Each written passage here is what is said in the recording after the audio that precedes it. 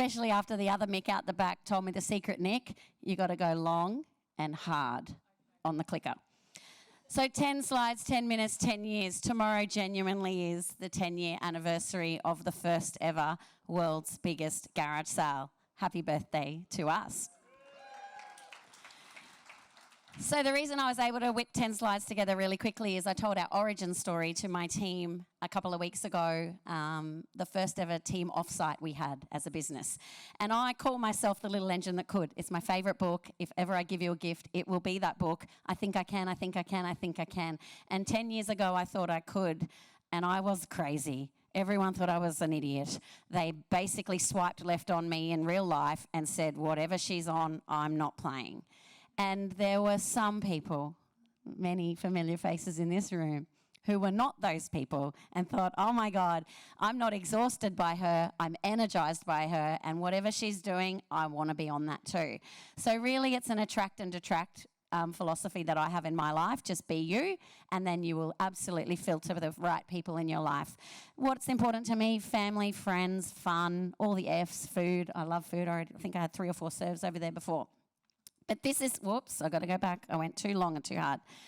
I was a triathlete raising money for charity, cancer research. My mum died of breast cancer. My nan died of breast cancer. My nan's 4 sisters died of breast cancer. And I wanted to do something, so I am an executioner. That's what I do. I get shit done. And I decided that I would raise money for charity. And because I stopped selling cupcakes and brownies because it wasn't fast enough, I decided to hold a garage sale, call it the world's biggest garage sale, put all the stuff in my garage. My friends gave me their stuff, and then the garage filled up so much that I had to move it to a hall, which is where I'm having coffee tomorrow morning at 5 a.m. when the sun rises down in Wavell. And we raised $15,000 in a single day. And all I could think of when $10,000 was stuffed down my pants was, imagine if I did this properly. And so the next year I took a month off my job, used my annual leave, and did another garage sale, raised 60 grand. The next year did it again, rinse and repeat, raised almost 100 grand. 5,000 people turned up to a world's biggest garage sale in a warehouse. And just like some of the inspiring speakers tonight, I just rang people and told them what I needed to do this event. Now, we made lots of money, but I gave it all away. It was a really shitty business idea. You can't scale that. So in 2017, I went overseas as part of the job I was working in, and while I was there, I went and volunteered at the Bainbridge Island Rotary Auction and Rummage Sale, who really was the world's biggest garage sale, but they didn't call themselves that, so on a technicality, we were. 24,000 people live on that island. You actually have to catch a barge to it, and they'd been doing garage sales for 58 years.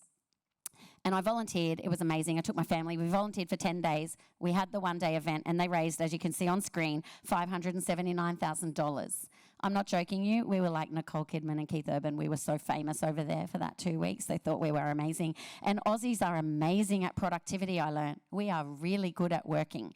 So anyway, I came back, held a garage sale here, the first ever, because it took me about 2 seconds to quit my job, go all in, no plan B. No business plan, Adam. No worries, mate. No business plan, no SWOT, no nothing.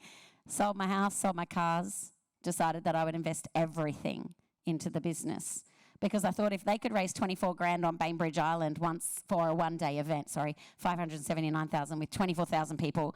Brisbane has approximately 2 million, don't quote me. We could do millions of dollars and give all that money back to purpose-led organisations. So I'm not here to buy McMansions on the hill and have all the things. I don't care about stuff. I'm wearing a Q dress from Facebook Marketplace, and I know Rowena's wearing If the Shoes Fit shoes that she bought from my pop-up shop a few years ago because I recognise them. Circular economy, it is absolutely a critical enabler, a $4.5 trillion industry I learnt. I learnt that after quitting my job when I had to do all this data things because apparently you couldn't just get up and say, I'm really good at my job, I'm a great executor, you should invest in me, because I will execute and make you money. Apparently that doesn't work when you're closing deals and you have to actually go and get all the data. So I got all the data, got all the analytics, and again, I was still the crazy woman wearing this badge that everyone thought was for pride, and I'm all for pride. But this is not what the badge is for. So people would say SDGs, what? Is that a disease? These were the lines I heard. Circular a what? Circular what? How are you going to make money? What are you giving it all away for? Why would you bother hiring people that are harder to employ? You're not going to be able to scale that. And where's your technology?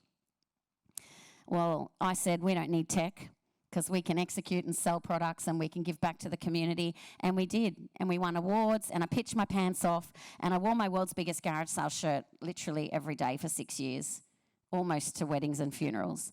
I sold my soul to the company, not because I cared about what my exit would be, because I cared about the difference we could make for people, for planet, for purpose. And my mission has never changed. Trust me. I watched some videos that I made of myself from 5 years ago, because when I was going through some really horrible, hellish, awful times, let me tell you about them. Yes, I got 100K of investment, but my mum died 2 days after winning the Lord Mayor's Business Award. Then my former husband's dad died. There's the spoiler. We were still married at the time. 2 funerals in 2 weeks, mid-accelerator, mid-TEDx, mid-everything. My life was a shit show. And I had to get up on stage and pitch my pants off as a solo founder after expecting to be building a business with the person that was my husband at the time.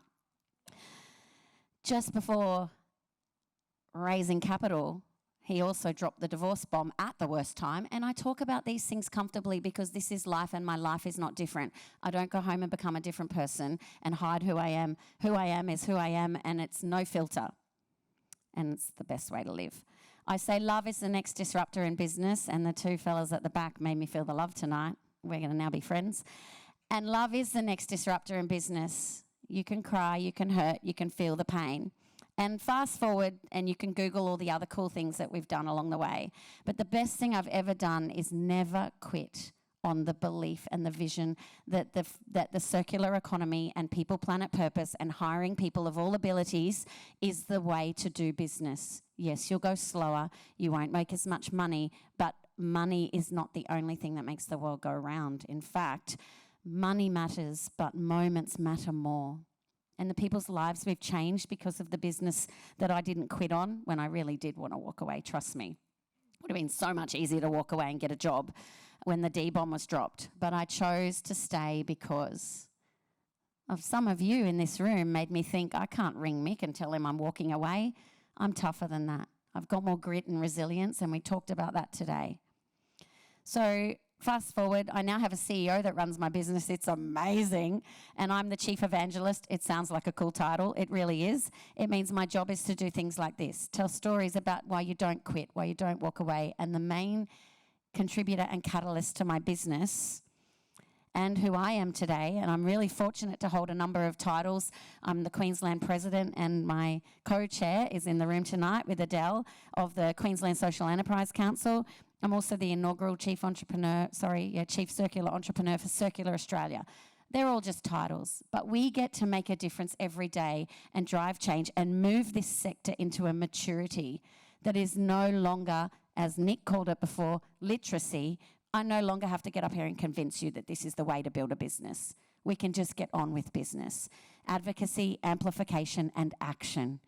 I love the word straction. That's good for us, Adam, people that don't want to write strategies. We just say straction. It helps us do what we do. Or GSD for the SDGs. And when I met Professor Rowena, who's been one of my biggest supporters and one of the reasons that I never quit, because the people is why we're in business. Now, we can build businesses and they can be beautiful, but at the end of the day, we're in the business of building people. And it's the people that will then build our business and leave the legacy behind. Don't ever quit. In those moments you want to walk away and all you want to do is take the easy road. It's really easy. But reach out to the people in this room and other people whose ripples flow from the ripples of this room tonight, and remember that you are not alone, even when you feel you're most lonely. We are here to help the Queensland Social Enterprise Council, QUT, 17X, and every other single person in this room whose name I haven't mentioned. Reach out, pick up the phone, and that's when you can make the biggest difference of all. Thank you. Woohoo! How good is that?